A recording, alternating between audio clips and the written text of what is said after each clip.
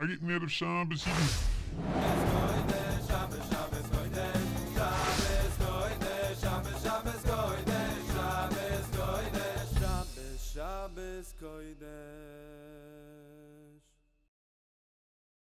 Only you're allowed to do that? I can do it too.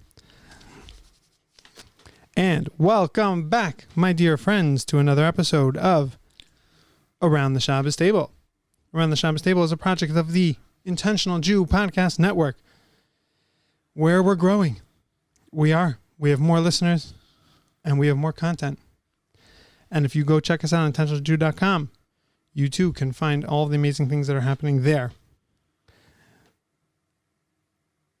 And remember, no part of Shabbos was desecrated in any way, shape, or form in the production of this show.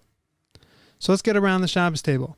And today we have a very fascinating, interesting conversation that my father and I were talking about throughout the day, based off of different shiurim and different ideas that he was giving this week. But it's connected to what we were recording this on Pesach Sheni. And Pesach Sheini, the whole institution of it, we'll get into what it was. And really we want to talk about what it means. And we want to talk about this concept of perhaps Mesiras Nefesh and desire for mitzvos and desire for a connection with God. And that's what we're going to try to bring out. Really unrelated, unconnected to Pesach Sheni, but that's the springboard that brings us there and really brings us forward to Kabbalas Torah and to where we actually receive the Torah on Shavuos, the next holiday that's on its way. So with that, let's get around the Shabbos table. Yeah, so I'm not going to say right away that I disagree with you, but I think we'll see really truly amazing things in this if we get into the place that I wanted to get to. I realized a bunch of things today.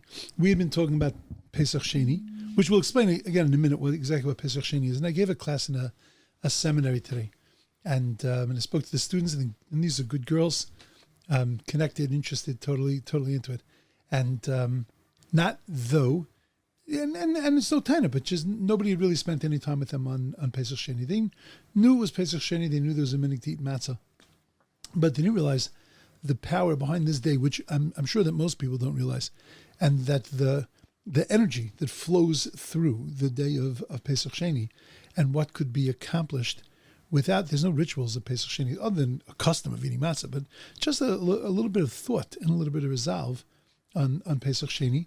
And this is not only the day where that energy flows, it's actually the week where that energy flows. And I'll tell you some of my base thoughts on Well, start from the beginning. What is Pesach Sheni?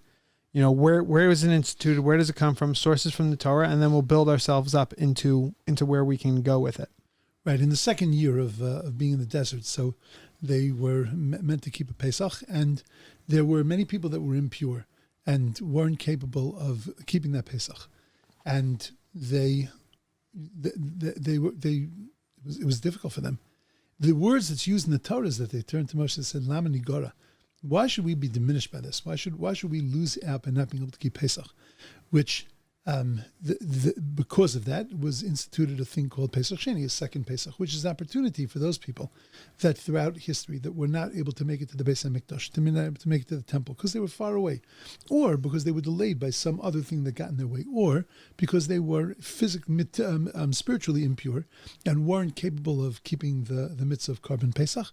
So they were given an alternate date to be able to fulfill the mitzvah of Korban Pesach, of the Paschal Lamb. And on that day was different than the regular Pesach. There was no Isser Chometz. And there's all discussions about this in the Talmud of how far the day went. But basically, it was a day to have an opportunity to be able to eat the Korban Pesach and to accomplish the thought process that needs to go into the uplifting directional thought process about the Exodus of Egypt and keeping ourselves in check and putting ourselves back in proper order. Now, what's really fascinating about it, that's okay. So it's like another Jewish day. That's all. Nowadays, it doesn't really do anything other than we don't say Tachanun. There's no real observance of it. It's nothing. But nevertheless, what does the day really mean? So many people spend their time on the fact that it was another opportunity to be able to do, and all that's great. But really, you have to go back to the words that were used by the Jewish people that got it instituted as a law, because it wasn't a law. Whether it was meant to be a law, but God just wanted us to institute it by our desire, or whether it was always going to be a law, that doesn't, for the moment, doesn't really matter. But at the end of the day, we said the words Lama Nigara. Why should we be diminished from this? Why should we miss out? And the truth is that those words Lama Nigara were magic words, because those words said, you know what? I feel like if I don't have this, then I'm going to be missing something in my life. And that I don't want to be diminished. I don't want to go through life feeling like I'm missing something. There's a great opportunity coming here for me to be able to get closer to God, and all I want is to get closer than God. So it's the Lama Nigara moment. And it was that moment where you realize that I love this. I love this, and I can't live without this. God said to Moshe, go and take care of the Midianites. And then v'acher te'asef el amecha. Afterwards, you're dead. Now, if somebody said to you, do task X, and then you're going to die, how many years, how many decades is it going to take you to get to task X? Your key procrastination moments will be wrapped up in that act. You're going to say, Exactly. I want to do it. You're not going to do it right away. Moshe Rabbeinu right away goes, and he fights the battle. So you could look at it and you could say, well, Moshe didn't care about his life. Clearly, he didn't care about his life because he was willing to dash it by doing this thing that God said to him to do. Or you can look at it the other way. Moshe Rabbeinu looked at his life and he said, if I don't do this mitzvah, I'm dead. I'm living without a mitzvah. And living with a hole in my life, that's like being dead. If I do this mitzvah, I'm dead, but I have the mitzvah. So living life without an opportunity, he couldn't imagine that there could be life without an opportunity. He just wanted that opportunity to be able to do this. And that was a powerful moment. And that what they were able to bring about because of that, the institution of this thing called Pesach Sheni, because of their sheer desire, God looked at it and he said, that's amazing. Now, you have to put that in context also of the time that it fell in. You have to put it in the context of the 3 months that one run right after each other. You start with Nisan, and then Iyar, and then Sivan.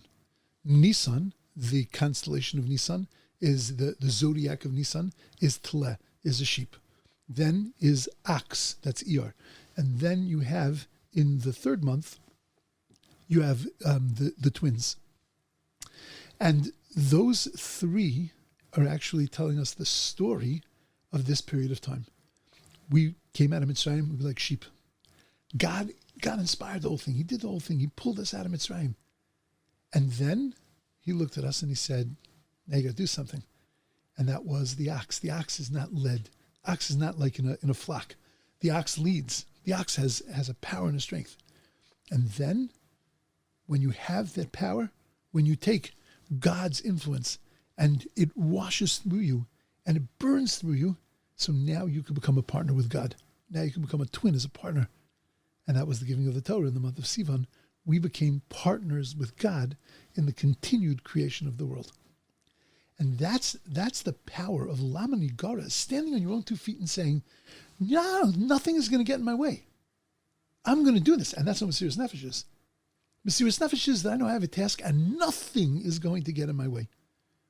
And that's what this day is.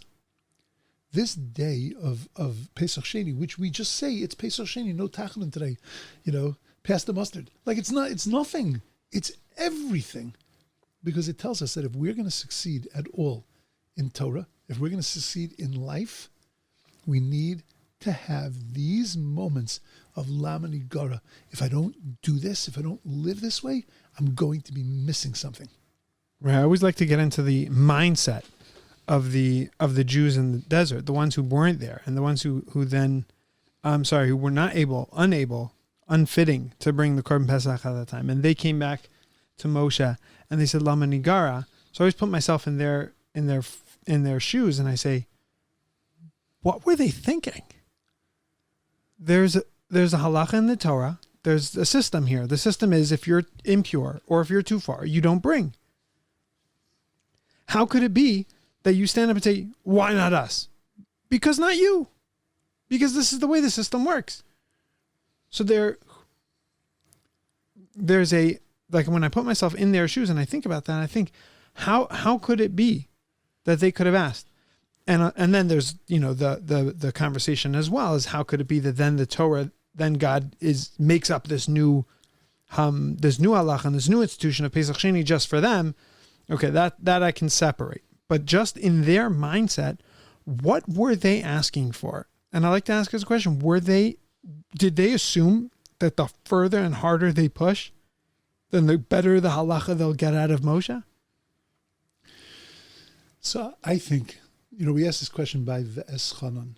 It says in the Torah, V'eschanan el Shem. Moshe was like ripping apart the Jewish people and saying to them, and I prayed to God. So the word V'eschanan b'gematria is 515. 515. So we say that Moshe Rabbeinu prayed 515 times. So many people say, wow, what a man of faith. You could look at it and go, what a nudge. Yeah, it's 550 times. Imagine what was God going to say at the end? Okay, you can go into Israel. Stop it already. It's crazy. 515 times. And God said to them, stop.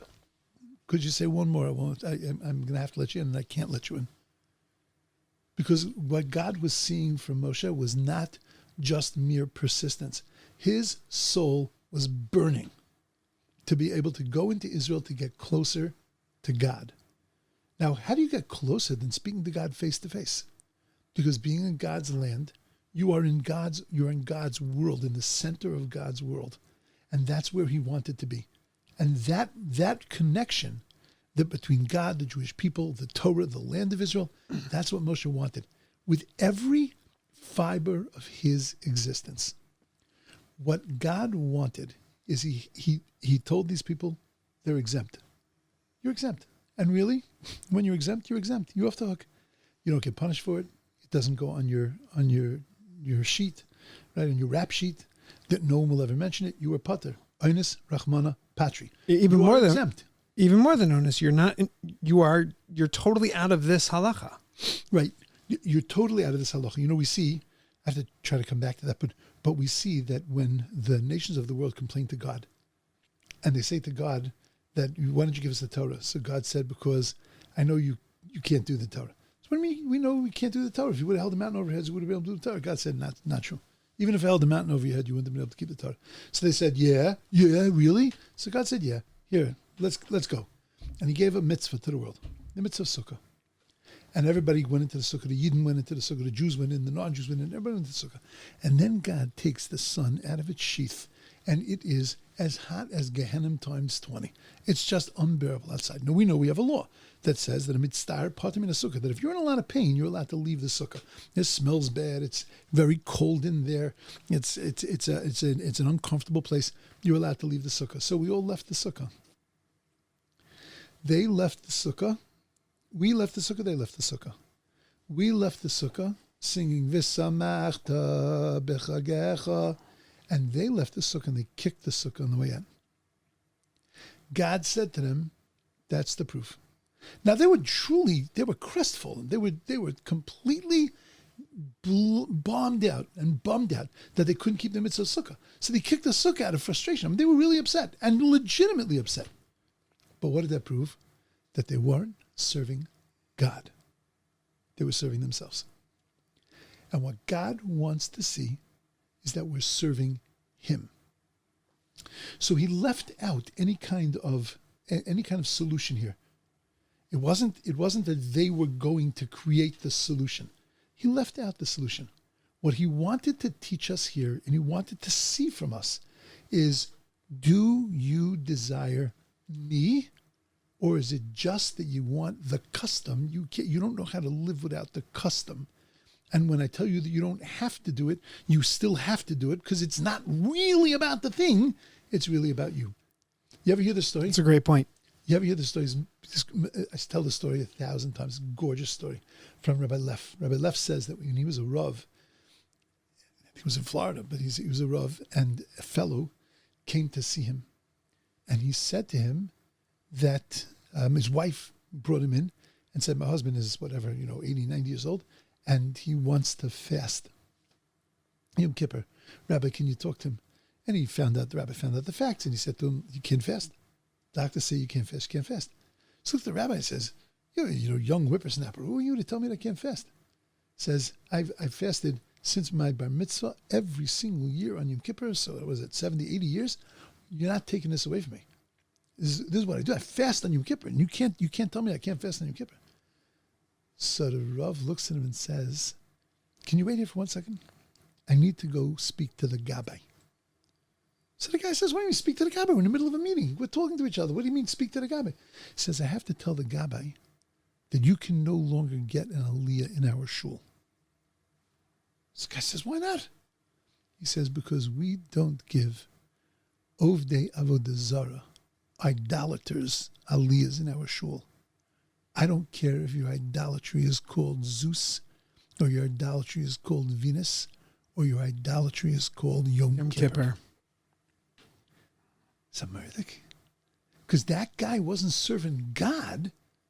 That guy was serving Yom Kippur. We got to ask ourselves this question, because a lot of times Shabbos, we ain't serving God. We serving Shabbos and Chulent. Right. I always say Lekavod Shabbos, my boy, my stomach. It's not Lekavod Shabbos. It's no, it is. You renamed your boy Shabbos. That's right. No, and this is everything we do. Do we do it out of habit? Or do we do it even more because we're serving the Rebbeinu Shalom? Lama Nigora, those words said, I'm going to be diminished. I'm broken as a human being. I'm missing something as an Oved Hashem. Not just because you're taking away a custom from me. You're taking away a cultural thing from me. You're taking away my very essence, which is a moment to be able to draw closer to God. God said, if that's what you're all about, now I'm going to give you Pesach Sheni. Right. And the lesson for us is not always that it's result-based. It's not that when you show God your desire, he's going to say, you know what? There's a new halacha in the Torah for you. Here it is. Do this. You want to keep Shabbos like this? You want it so bad? Here's a new halacha. It's not result-based, but what God taught us was that there's that when you separate the two, the result and the desire, and you just look at the desire is beautiful, is amazing, regardless of the result. You may not be able to do Pesach Sheni. And if it would have been the same lesson of the desire, had God not given them Pesach Sheni, it would have been the same lesson that the desire is important. It would have been harder to learn it out. But the lesson here is about the desire, to desire a connection to God, to desire a connection to Torah. And that the lesson that you said also from the Sukkah, which is so true, and it's the opposite end. It's where you're in the middle of a mitzvah, and then you're wearing tzitzis.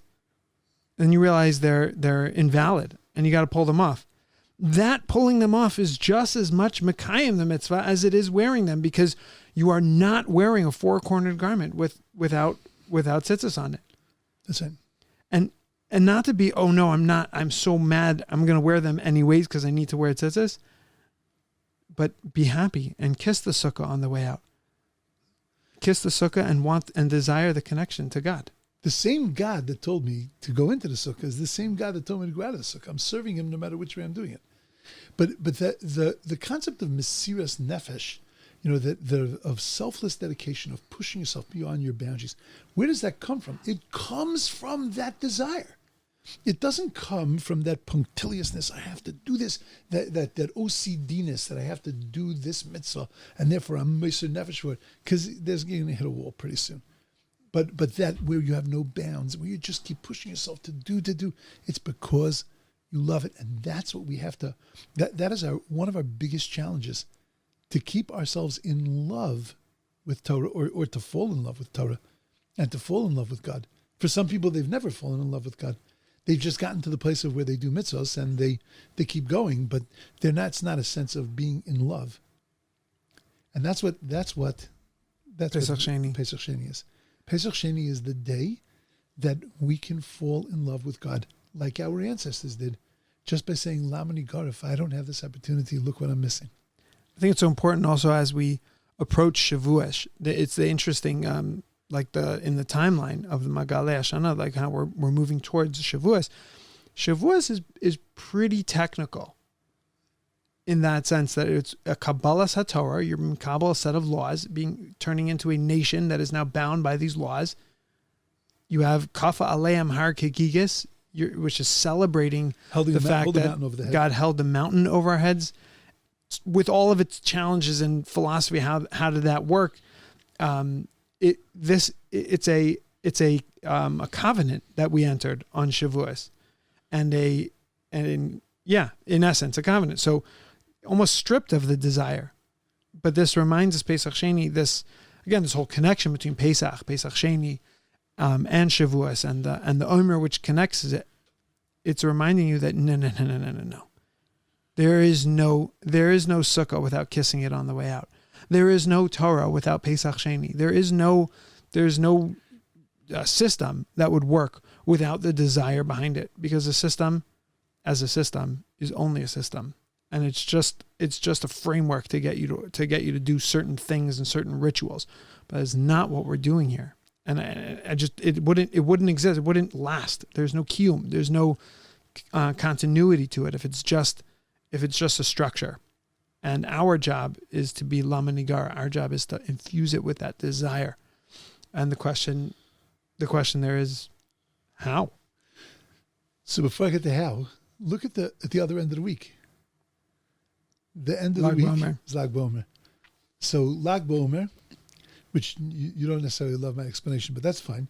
Lag BaOmer is the day that, besides Rabbi Shimon Bar Yochai and that whole thing, but it's also the day that Rabbi Akiva, the 24,000 students of Rabbi Akiva stopped dying on that day. So we always ask the question, why would that be a holiday? It's just the day that people didn't die. You know, I mentioned that past Thursday, there was 0 deaths from corona in Israel, which is just a great thing to know. 0 deaths from corona in Israel. And over the past couple of days, it's been 0, 1, 3. I mean, it's been nothing. And it's really an amazing thing. Would we turn it into a holiday? I'm not sure, because of the 6,500 people that have died. So I'm not sure we turn it into a holiday. But so why is this Lag BaOmer is a holiday? It's quasi holiday, whatever. We don't say tachon, but it's has some nature, some quality of a holiday, because I think that it was the day that Rabbi Akiva changed his mind. Rabbi Akiva changed his ideology and philosophy. His educational system, which was based on V'ahavta l'reacha kamocha, love your neighbors yourself, and he changed it to man was created in the image of God, which means that it has nothing to do with the way I feel about things. It's not, I like this and therefore I like it for you also, but it's that I want only the best for you because you were created in the image of God. It has nothing to do with me. It takes me out of the picture. And Rabbi Akiva changed his philosophy, opened up another yeshiva, and was clearly successful because his 5 students changed the entire world, changed the face of the entire world. They reestablished Torah, right? They reestablished Torah. So that day is that day is a day of change. But look who made that change, was Rabbi Akiva. And so really ultimately on that day we're celebrating, we're commemorating Rabbi Akiva. Rabbi Akiva is a guy who the first 40 years of his life hated rabbis. But the reason that's what he was known for, right? He was known for hating rabbis. And he said, if I was a donkey, I would bite them, whatever. But he didn't hate rabbis. He loved them. He loved them. And that was the reason why he hated them so much, because he was disappointed in them, because he had an expectation of them. Because he ultimately, deep down, loved God. And he loved God's people, God's right-hand men. Remember when Shimon HaMsuni came up with this theory of that the word et means with. And he went through every word et in the Torah, every word et. And he said with, and they were all correct. Everyone was a with something, with something, with something. God created, she had, Achava had Cain and Hevel. So we explained et Cain ve'et Hevel. With Cain there was a twin sister, with Hevel there was a twin sister. Et Hashemayim ve'et Haaretz. Every time it says the word et, it means with. And Shimon HaMsuni laid it out, and it was like, what a work, what a life's work. Magnum opus.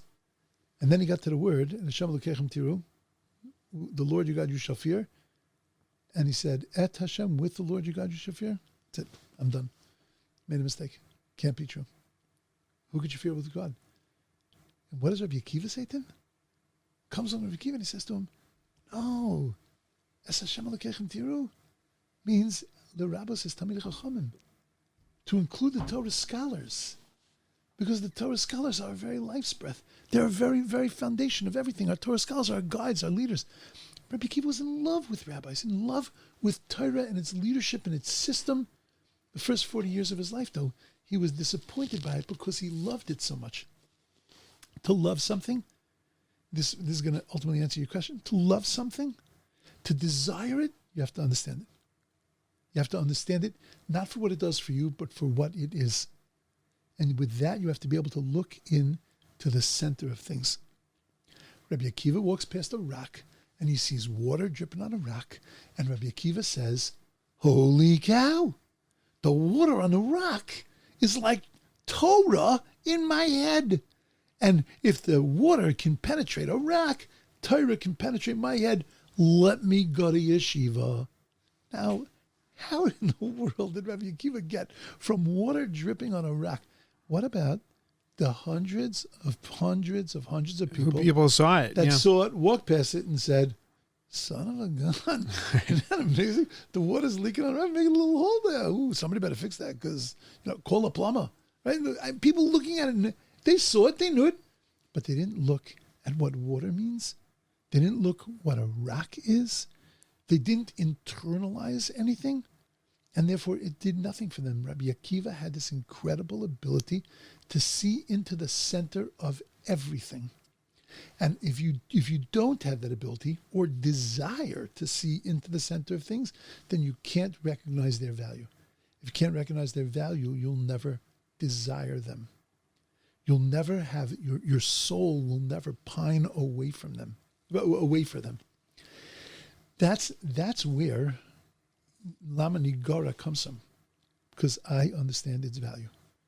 And when I understand its value, I just want it so, I just want it. I want that advantage that it's going to bring me. Right, like the Mishnah says, "Avizar be mitzvah kala kibul chamur sheinatin yodea matan schayim shel mitzvahs," is that you have to be careful with all mitzvahs, because value is not what they give back to you, but value, they have inherent value. And when you could see that each one is a connection, is a tool to God, then have desire. It looks easy or it looks hard is only perception, because it you never know what it's going to be. And all of them are tools and abilities to get closer to God. So once you value them, then you treat them all the same way. The bigger ones are easy to recognize the value. Oh, no, but ask me now, Ahron, what are the bigger ones? I don't know. In your life, these are the bigger ones. Right, correct. In my life, these are the bigger ones. There's bigger and smaller mitzvahs, meaning that there are mitzvahs that are more apparent and less apparent, but every person has a bigger and smaller. What's a bigger one to you is a smaller one to me, and what's a smaller one to me could be a bigger one to you. So you have to be as careful with the smaller ones as you are with the bigger ones as with the smaller ones. You have to be careful with the whole package, because there are some things that are very apparent, very clear, very easy. But you have to be able to recognize the value of everything, that everything is valuable. Yeah, that's this day for me. That's this week for me. This week for me is to look into the center, understand the value, so that you can have a cheshek, you can have a desire, a love for the things that you're doing, not just doing them, not just going through all the motions and fulfilling everything, but of really having a desire, looking at it and saying, I really couldn't live without this. Okay, so this is all great. The idea of desire and of adding in the desire back into our Judaism is very good. But what do you think about desire without structure? Whereas if you have plain just desire to do good, but it's not translating into now, therefore I'm going to do a mitzvah. It's just, I really, really want to get close to God. And again, not that you're creating alternative ways, because alternative ways, we have examples in the Torah where people wanted so badly this connection with God and then came up with an alternate Torah and an alternate law. Okay, we saw that ended it with death. That didn't end the right way. But what about, is there something to learn from just someone who's just pure desire without restructuring the Torah? So I fear that desiring God is not only the creator of the world, but he's also the lawgiver. God didn't just create a world, he created a world with a purpose. When we say the Shema every morning, we say two blessings. And by Ma'ariv also, we say two blessings.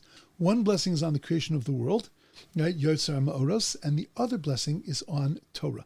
And the reason why those are the two blessings, before you then call out, Shema Yisrael, Shem Elokeinu Shem Echad, God, you're mine, before you do that, you have to recognize that there is a creator, and he created the world for a purpose, and that's the Torah.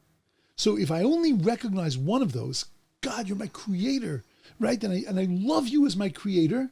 So then you're missing half the picture. But you feel really good about it, and you feel really connected to God. I fear that it's not God that you feel connected to, but it's that yourself and the good part of yourself, the moral part of yourself, the ethical part of yourself, but that's what you're connected to. It's not God, because God is all of that. God is a creator and God is a lawgiver. And I don't think that you can have a relationship with God as a lawgiver without God as creator, and I don't think you can have a relationship with God as a creator without God as a lawgiver. Right. I definitely agree with the full sentiment, but I just think that someone, just like there's something to learn, the same way we say that someone who's only has a connection to God as a lawgiver, but not a connection with God as a love or desire with God. So we look at that person, we say, there's something to learn. We don't throw them out because there's something to learn. I think as well, what I call always the full-time maimon, the guy who literally sits on mountaintops just believing in God, but does no structural Torah and no laws.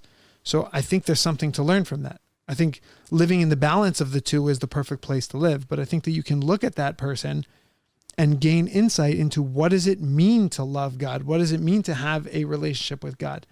And we could do this with relationships with people as well. You have certain people who are, very good husbands to their wives, but there's not a lot of connection, not a lot of love. They keep all the, all the books and they keep all the laws, but there's no love. So that person needs to look at the lovers, the people who have love, who can't get married, who can't hold down a fort and can't, hold down a family.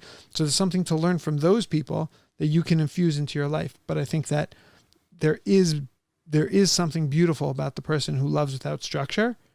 He might need structure, and I do agree that there's nothing, you can't get anywhere without the structure of the Torah in terms of a relationship with God.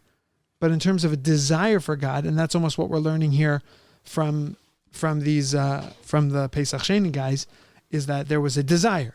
What happens with the desire? It's going to either be Torah yes or Torah no. Do it or don't do it. But cut that out for a second.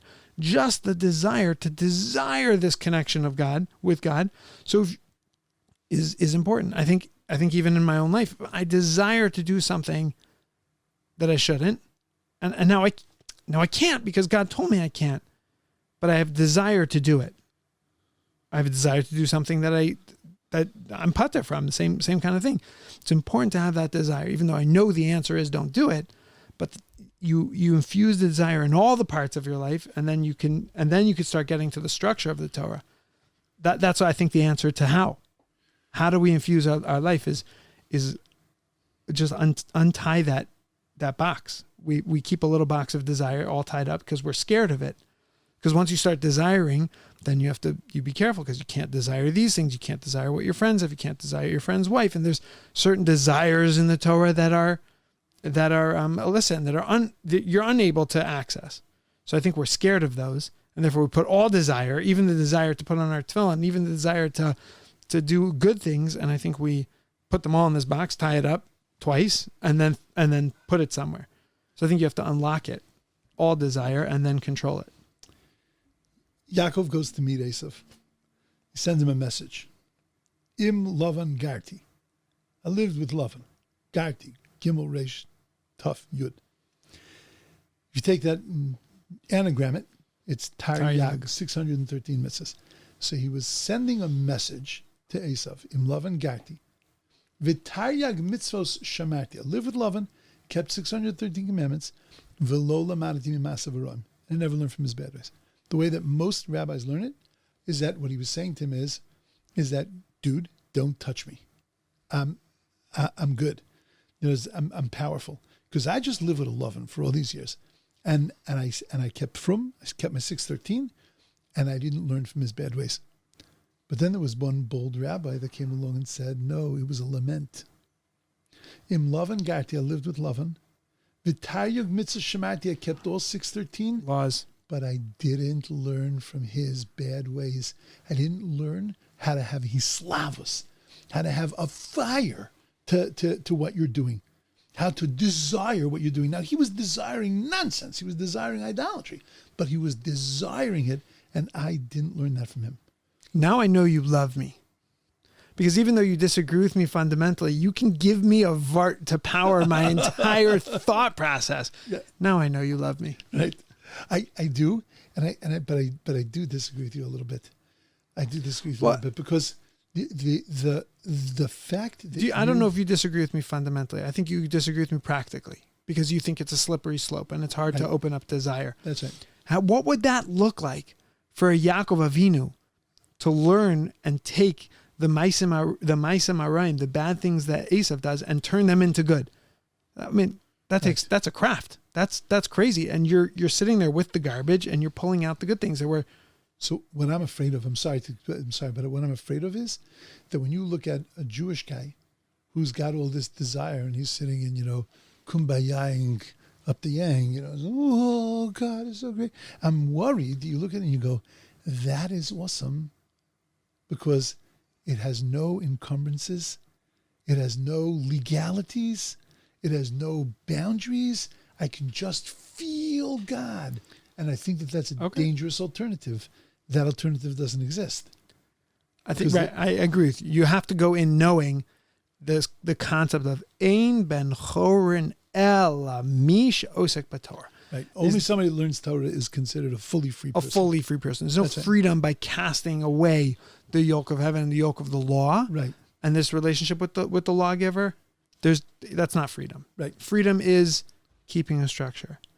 But when you have that mindset and then you look and you can incorporate some of that into our Judaism, then I think that is a way that one can infuse their Judaism with desire. Right. And the good litmus test on yourself is, do you kick the sukkah on the way out? Is if, we were discussing when you can't daven with a minyan is a light one, but when you can't have a seder with people, for whatever reason, right? Correct. But there's going to be instances in your life that you're going to be pater from certain mitzvos. And do you kick the sukkah on the way out and you say, good, it's much easier for me to not have to do that? Or do you kiss the sukkah on the way out? And that's one litmus test of where your desire is. And the other is beforehand, when you're exempt from it, are you looking at it and saying, I would love to do that so bad. Lama nigara, why do I lose out? How is there a way that I could possibly be chayiv and put myself in a situation, maybe, but there's desire, and test yourself, keep your finger on your pulse and see, do I have that desire before? And am I kicking the sukkah on the way out? And that's why this is much greater than just Pesach Sheni. It's how we relate to our mitzvahs, how we relate to our Judaism. Right. Is the desire there? When we weren't able to go to shuls, so there was a certain acceptance. You got to accept it. And when you didn't accept it, you made yourself crazy. You accepted it. This is what it is. But that didn't mean that there wasn't supposed to be a desire. Now, the desire couldn't turn into doing something illegal, doing something against the rules, but that nevertheless there was a sense of that I still desire that. It's not going to take away from what I'm doing now, davening in my house. There's something beautiful about that also. But that's not going to go away, to be able to stand in a shul with other people, to answer Amen Yeshmei Rabbah. That's something I desire. I'm not angry that I don't have it. I don't think God's punishing me. But at the end of the day, I still desire that. I want that. The end of the story of Rabbi Akiva, so Rabbi Akiva, at 120, is being taken out to be killed. He's having his skin combed off by the Romans with hot metal combs. And he's having a conversation with his students. And his students say to him, Rebbe, how are you able to do this? And Rabbi Akiva says, because my entire life, I didn't know how I was going to fulfill the mitzvah in the Torah. V'ahavto es Hashem l'kacha, you have to love the Lord your God, b'chol nafshcha, with all of your life. Afilu, even if they're noitel nafshcha, they're going to take your life away, you're still going to serve God. Now that I have that opportunity, I'm not going to focus on the mitzvah. I'm not going to feel a sense of serenity. I'm able to perform a mitzvah. That's a lama nigara moment. I can't live without this. My whole life is about living with God. I think it's a whole new level. I think of myself. I think of the people that I know. I think it's a whole new level that I know that HaKadosh Baruch Hu put this thought in my head this year. He put it in my head not only by being mechadish a few things, but by reading something this morning from a friend of mine that just sparked me up to realize, to recognize, put me in focus that this is what this day is. And this day is a day to remember that you have to desire. You have to have a taiva. You have to have a desire for God and His mitzvahs, not just do them. Not just do them. So that's what we have to look at ourselves, and we have to look at our observance of things. Is it observant? Well, Baruch Hashem, I'm proud of the observances that I do. But are they also coupled with a desire? We're 2/3 of the way through Sfira. We're in the last, Thursday night, we'll be 2/3 of the way through Sfira. We're in the last leg of the marathon. And in that last leg of the marathon, what do we walk in to Matan Torah with? Right. This idea of, I got to find the love. I got to find the desire. Amazing. Amazing. Thank you so much. And thank you guys for listening. Please, if you're watching on YouTube, so then just like the video. If you're not subscribed, please subscribe. It helps us get this out to more people and helps us get it out to you every time that we put out a new video. So if you like and subscribe, will help us tons. Check us out on intentionaljew.com. Pass the Chulent. Awesome.